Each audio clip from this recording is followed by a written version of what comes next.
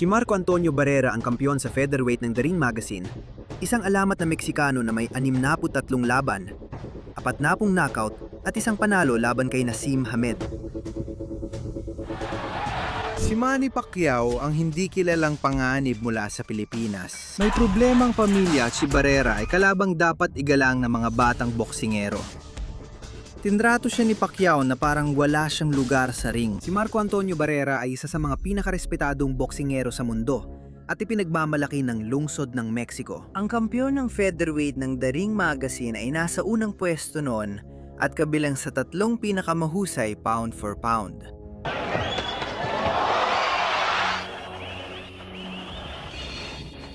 May mga panalo, world titles at epikong laban na nagpasikat sa kanya bilang alamat.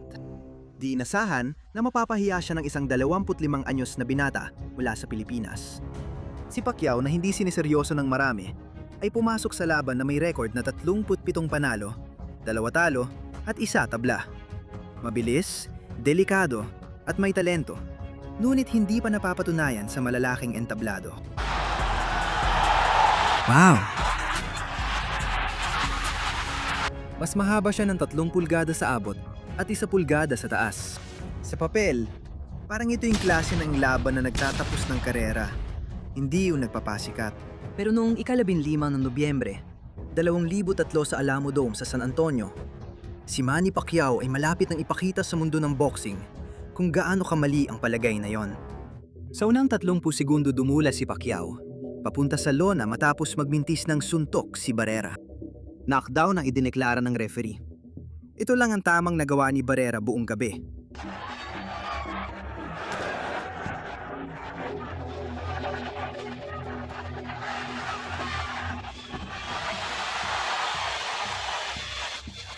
Simula sa ikalawang round, nagtakda si Pacquiao ng bilis na hindi pa naranasan ni Barrera noon, mga kombinasyon sa katawan at ulo. Sinubukan ni Barrera na harangin, pero patuloy na tumatama ang malakas na jab.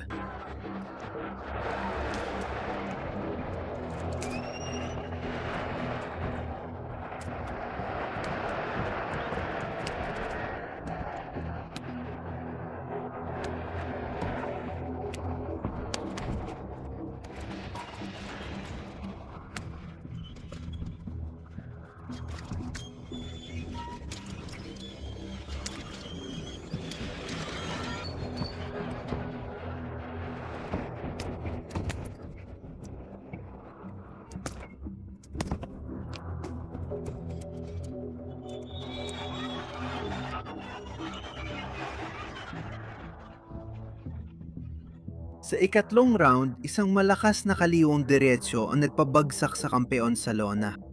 Nakatayo si Barrera bago matapos ang bilang, pero di na mahalaga iyon. Nagpatuloy sa atake si Pacquiao.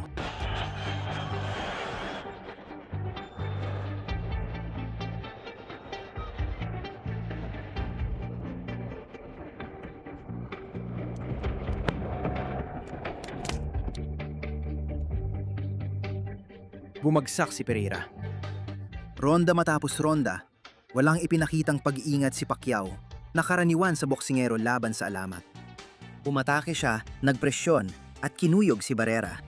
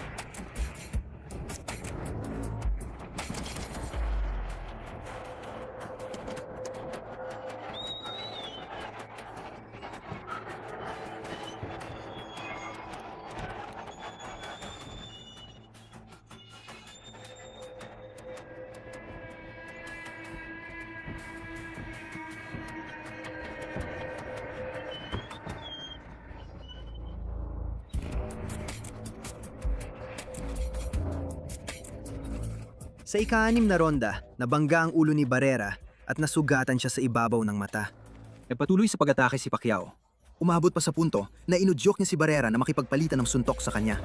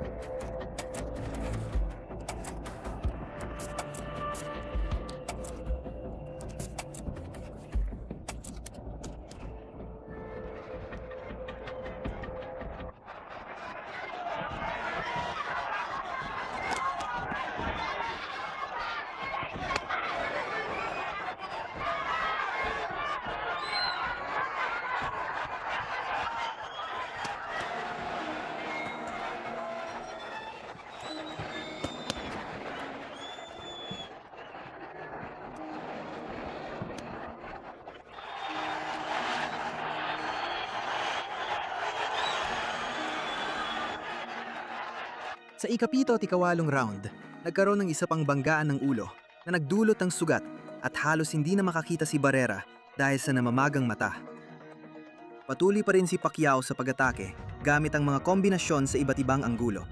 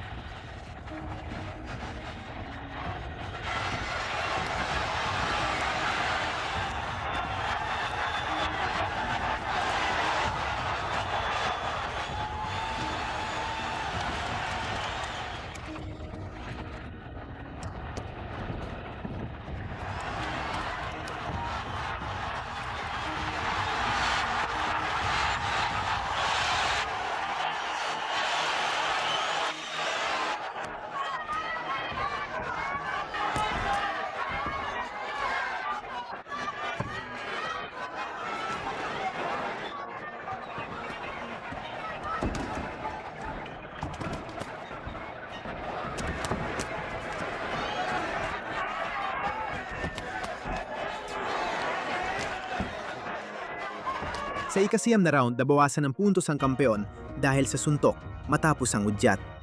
Tanda ng desperasyon ng boksingerong wala nang sagot.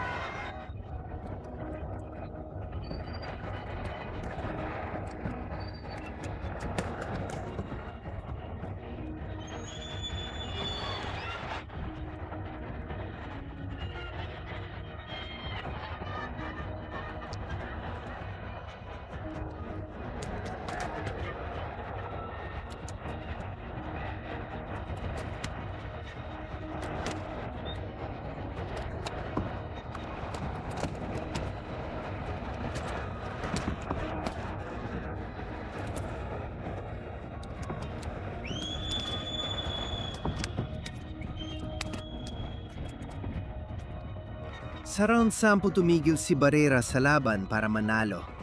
Tinitiis na lang niya mabuhay hanggang sa dulo.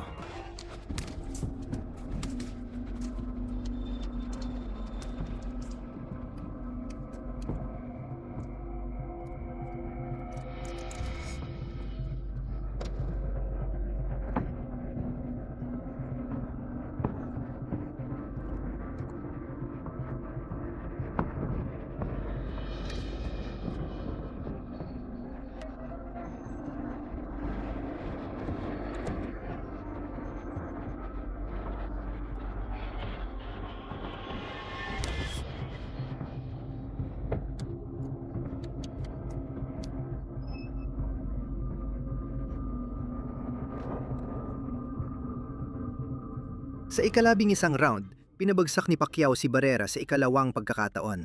Tumayo pa si Barrera bago matapos ang bilang. Sana'y nanatili na lang siya sa sahig.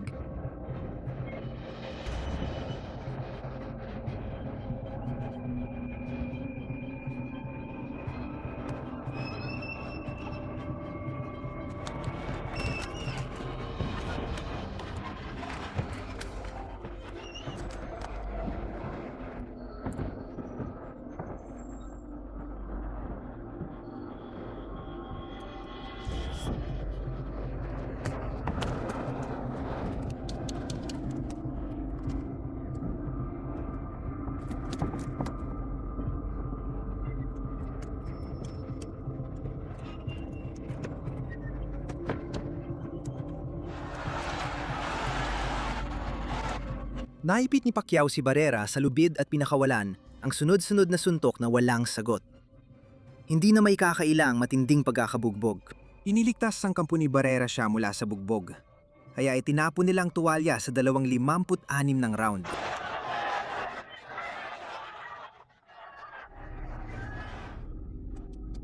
Sinasabi na ng pinal ng mga numero ang lahat. Nakapasok si Pacquiao ng 300 at siyam na suntok mula sa 800 at 38 na pinakawalan. Si Barrera ay tumama lamang ng 172 mula sa 547 na may mas mababang porsyento ng tama sa buong gabi. Noong gabing yon, hindi lang basta nanalo si Manny Pacquiao. Nagpakilala siya sa buong mundo at ginawa niya ito nang hindi man lang nagpakita ng kahit kaunting paggalang sa isa sa pinakamagagaling na featherweight ng kanyang henerasyon. Gabing isinilang ang isang alamat at doon din napagtanto na isa pang alamat ang laki ng agwat sa pagitan nila.